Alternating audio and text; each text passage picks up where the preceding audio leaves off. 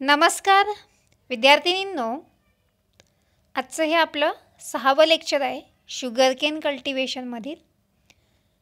याआधी आपले एकूण 5 लेक्चर झालेले आहेत. यामध्ये बरेचसे महत्त्वाचे मुद्दे आपण घेतलेले आहेत, समजले असतील तुम्हाला.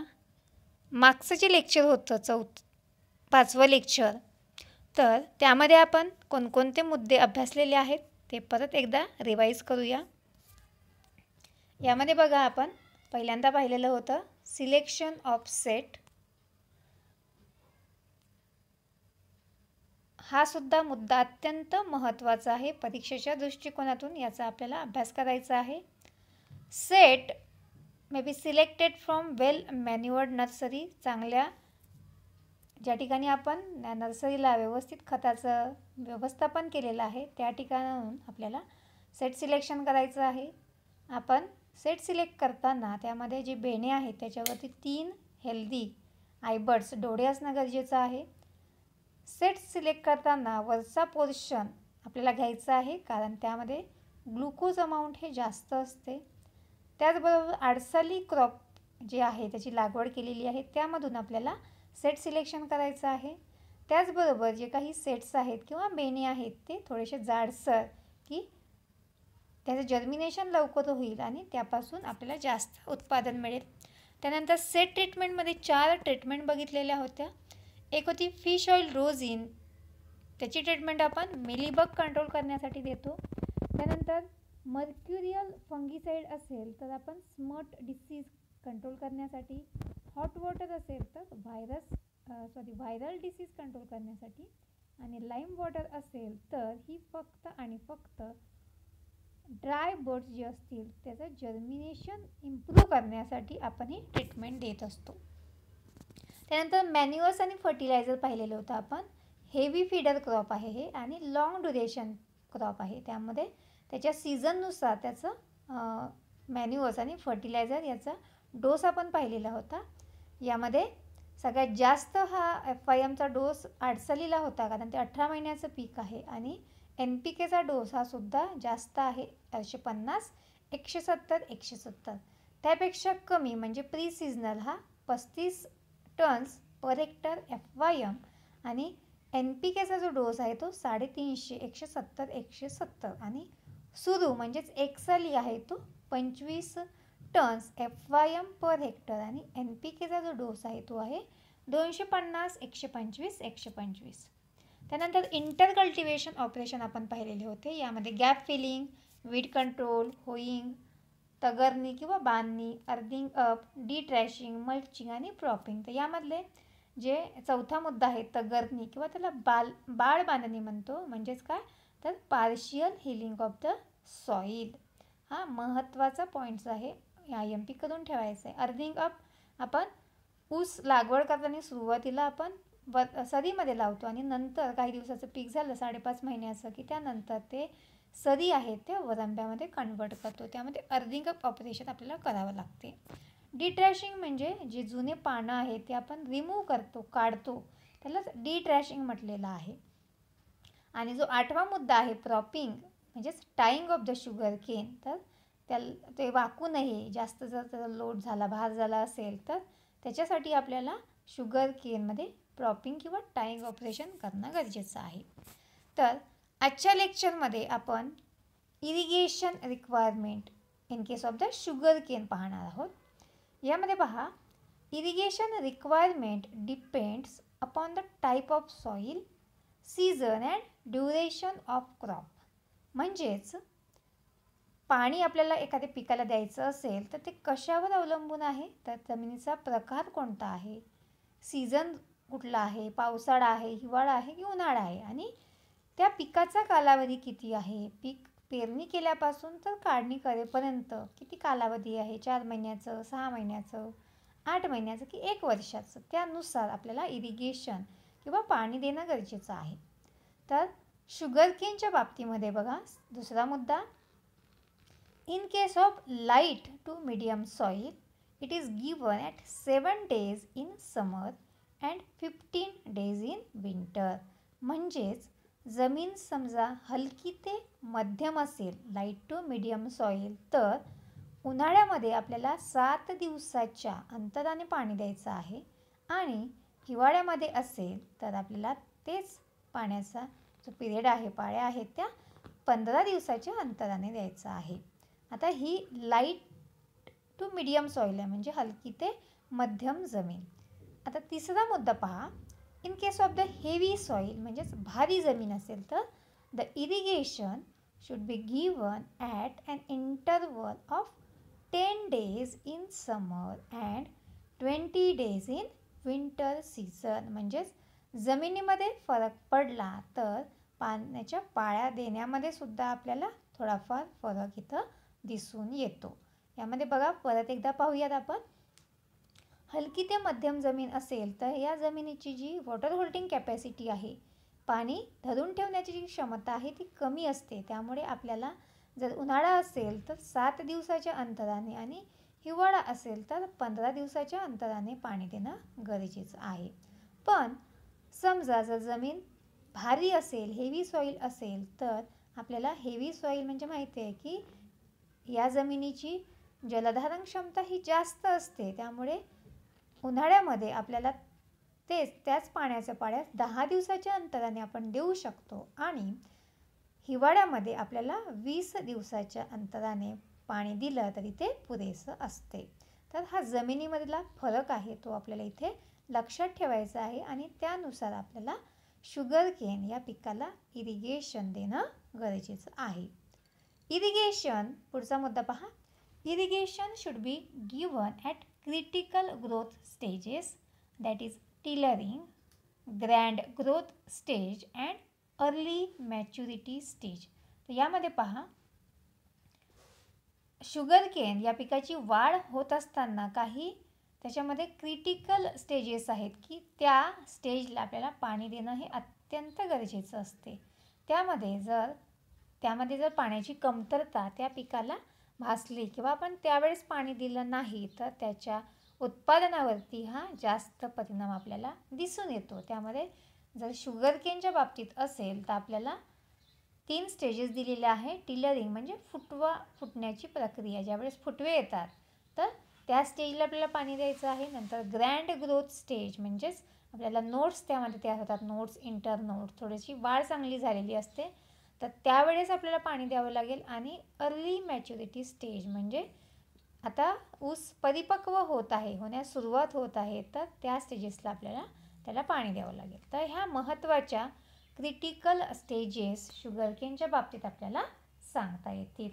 तर एकंदरीतच काय, तर इरिगेशन शुगरकेनला देत असताना हे जास्त दिवसाचं पीक आहे, हे आपल्याला विसरून चालणार नाही.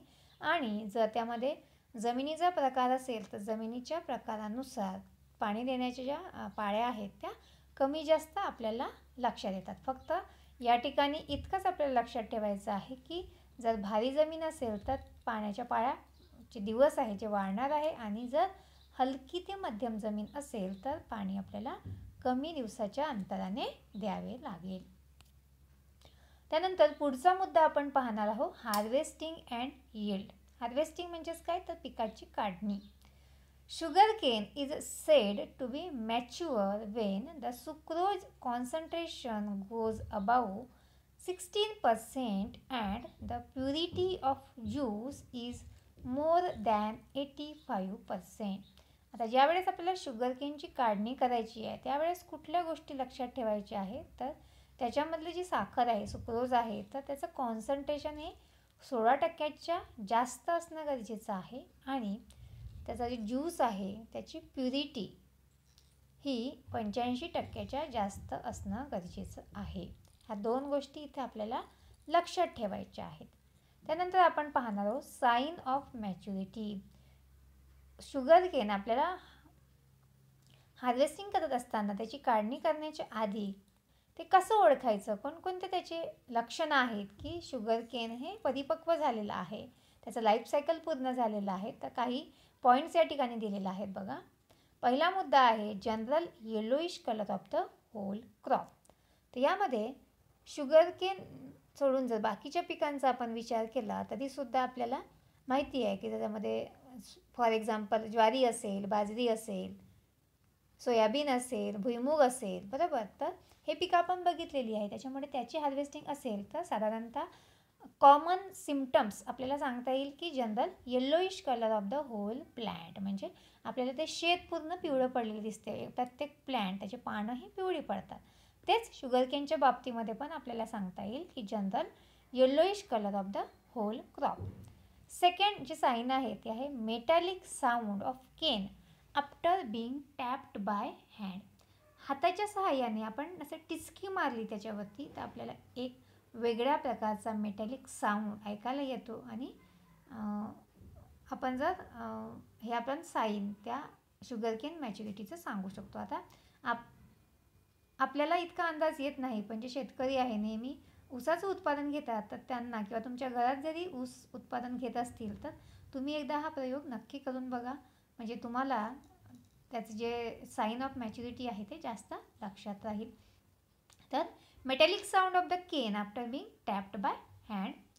तिसरं जे साईन आहे ते आहे breaking of cane at the node after being pressed. यामध्ये जे काही त्याचे नोड्स आहेत, जे काही जॉईंट्स आहेत, तर त्यामध्ये जर आपण थोडासा हलक्या हाताने त्याला प्रेस केलं तरी ते काय होतात, ब्रेक होतात, तुटतात.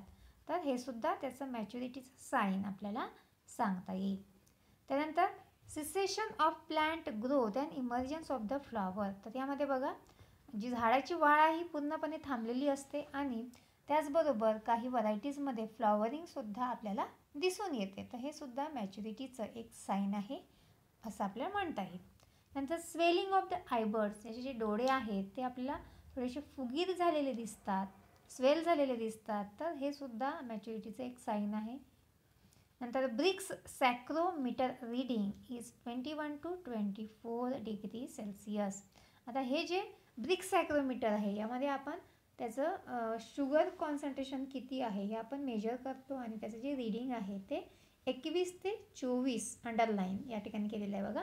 ब्रिक्स इतकं असणं गरजेचं आहे. हे जे शेवटचा मुद्दा आहे तो फिल इन द ब्लँक्सला तुम्हाला विचारला जाऊ शकतो, त्यामुळे तो अंडरलाईन तुम्ही ज्यावेळेस नोट्स लिहित असाल तर त्यावेळेस ती अंडरलाईन करायची आहे. Brix saccharometer reading is 21 to 24, 21 ते 24 हे या ठिकाणी लक्षात ठेवायचं आहे. तर यामध्ये बघा हार्वेस्टिंग आणि साईन ऑफ मॅच्युरिटी आपण पाहिलेले आहे. तर यामध्ये हार्वेस्टिंगमध्ये कुठल्या गोष्टी आपल्याला लक्षात ठेवायच्या आहे, तर सुक्रोज कॉन्सन्ट्रेशन हे 16% वरती आणि ज्यूसची जी प्युरिटी आहे ती आपल्याला 85% वरती असणं गरजेचं आहे. साईन ऑफ मॅच्युरिटीमध्ये yellowish colour, metallic sound, breaking of cane at the node, emergence of the flowers, swelling of eyebuds आणि brix saccharometer reading is 21 to 24 हे इथे आपल्याला लक्षात ठेवायचं आहे. त्यानंतर पुढचा मुद्दा आपण अभ्यासणार आहे ॲक्च्युअल हार्वेस्टिंग. आता आपण साईन ऑफ मॅच्युरिटी पाहिलेला आहे, लक्षणं कोणकोणतीही आपल्याला समजली आहेत. आता आपल्याला त्या पिकाची काढणी करायची आहे शेतातून. तर ते ॲक्च्युअल हार्वेस्टिंग कसं करायचं, तर sugar cane crop is harvested by cutting the cane at ground level with the help of sharp chopper knife. आपल्याला ते कट करायचं आहे. मग त्याच्यासाठी आपण काय वापरायचं आहे, तर ते शार्प चॉपर असं म्हटलेलं आहे किंवा नाईफ. म्हणजे जनरली आपल्याकडे ऊसाची काढणी जेव्हा करत असतात, मजूर असतात, त्यावेळेस जर आपण त्याची पाहणी केली तर आपल्या लक्षात येईल त्यामध्ये ऊस काढण्याचा कोयता वगैरे आपण साधारणतः म्हणतोय. तर शार्प चॉपर, चॉपिंग करायचं ते शार्प असेल सुरीसारखं तर त्याचा आपण वापर करू शकतो किंवा नाईफ. तर आपल्याला ते जमिनीपासून ग्राउंड लेवलपासून ते कट करायचं आहे. दुसरा मुद्दा, the dry leaves and roots are removed from the cane. त्याचबरोबर आपण कट केल्यानंतर जी काही पानं आहेत पिवळी पडलेली ती किंवा ड्राय झालेली ती आपल्याला काढून टाकायचं आहे आणि त्याचा खालचा जो भाग आहे मुळांचा तो सुद्धा आपल्याला कट करायचा आहे. Then third point, the immature tops with leaves are also cut off. यामध्ये जे काही अपरिपक्व राहिलेले आहेत शेंडे ते आपल्याला काढून टाकायचे आहेत आणि त्याचबरोबर त्याला काही पानं असतील तर ते सुद्धा आपल्याला ते कट करायचे आहेत. चौथा मुद्दा आहे cane is then bundled and taken to the factory for crushing. यामध्ये बघा काढणी केल्यानंतर पूर्ण पिकाची त्याचे गठ्ठे बांधले जातात आणि ते फॅक्टरीमध्ये नेले जातात क्रश करण्यासाठी, म्हणजे साखर तयार करण्यासाठी. तर यामध्ये हार्वेस्टिंग करत असताना त्याची योग्य वेळी हार्वेस्टिंग होणं गरजेचं आहे आणि त्याचबरोबर योग्य वेळी ते आपल्याला कारखान्यामध्ये नेणंसुद्धा गरजेचं आहे. जर त्याची काढणी आणि त्याचा कारखान्यामध्ये नेण्याचा कालावधी जर वाढला तर साखरेचा उतारा हा कमी येतो. त्यामुळे ही गोष्टसुद्धा आपल्याला लक्षात ठेवायची आहे. त्यानंतर पुढचा आपण मुद्दा पाहणार आहे यील्ड परत हेक्टर म्हणजेच हार्वेस्टिंग. यामध्ये सीझननुसारच आपण त्याची लागवड करतो. तर आडसाली म्हणजे किती महिन्याचं पीक आहे? साधारणतः 18 महिन्याचं पीक आहे. त्याच्यापासून जे काही उत्पादन मिळते ते सगळ्यात जास्त आहे बघा, 150 टन पर हेक्टर. 150 टनांपर्यंत आपल्याला जवळपास आडसाली या पिकापासून उत्पादन मिळत असते. नंतर प्री सिजनलमध्ये 125 टन आहे. हे किती महिन्याचं पीक आहे? तर 15 महिन्याचं पीक आहे. त्यापासून 125 टन उत्पादन मिळते. आणि सुरू किंवा एकसाली किंवा याला सीझनल क्रॉप म्हणतो, यापासून जे मिळणार उत्पादन आहे एका हेक्टरला ते किती आहे? ते आहे 100 टन्स पर हेक्टर.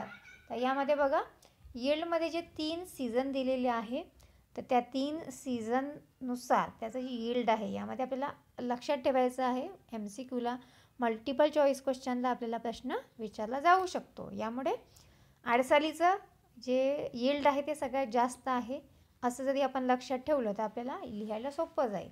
आणि सगळ्यात कमी हे सुरूचं आहे, सीझनलचं आहे. म्हणजे त्याचं जे ड्युरेशन आहे, त्याचा जो कालावधी आहे पूर्ण, तर ज्या कालावधी जेवढा कमी तेवढं यील्ड कमी आणि कालावधी जेवढा जास्त तेवढं यील्ड जास्त. म्हणजे आडसालीचं 150 आणि सुरूचं 100, मग 125 म्हणजे 25चा फरक या ठिकाणी दिलेला आहे. त्यामुळे असं सुद्धा आपण लक्षात ठेवू शकतो. तर आजचे जे मुद्दे आपण अभ्यासलेले आहेत ते तुम्हाला समजले असतील.